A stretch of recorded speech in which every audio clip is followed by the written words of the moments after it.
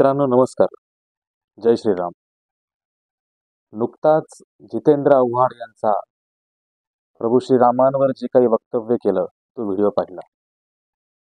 मित्रांनो, पूर्वीच्या मध्य काळामध्ये अरबी देशांमध्ये, पश्चिमी ख्रिस्ती देशांमध्ये आई पवित्र असते, आपण एका बापाची औलाद असतो, अशी कन्सेप्ट मानायला सुद्धा ते लोक तयार नव्हते.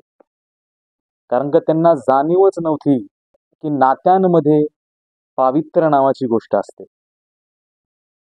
त्याच प्रकारे जितेंद्र आव्हाड यांचा काहीतरी भ्रम झाला असावा की त्यांच्यासारखे प्रभू श्रीराम सुद्धा मांसाहारी आहे. मित्रांनो, जितेंद्र आव्हाड ज्या विधानसभा मतदारसंघामधून येतात तो आहे मुंब्र्याचा. तर आपण मुंब्र्यामध्ये पाहायला गेलं तर मुस्लिम बहुल इलाका आहे. तर मला कुठेतरी असं वाटतं की त्या मुस्लिम बहुल इलाक्यामध्ये राहणारा हा जितेंद्र आव्हाड नावाचा हिंदू, ह्या जितेंद्र आव्हाडच्या रक्तामध्ये कुठेतरी मुसलमानी संक्रमण आहे. त्या संक्रमणामुळे जितेंद्र आव्हाड हे असं वक्तव्य वारंवार हिंदू द्रोह्यांसारखं करतात.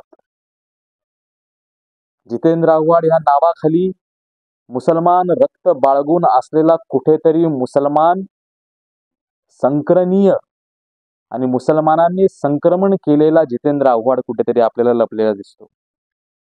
धन्यवाद.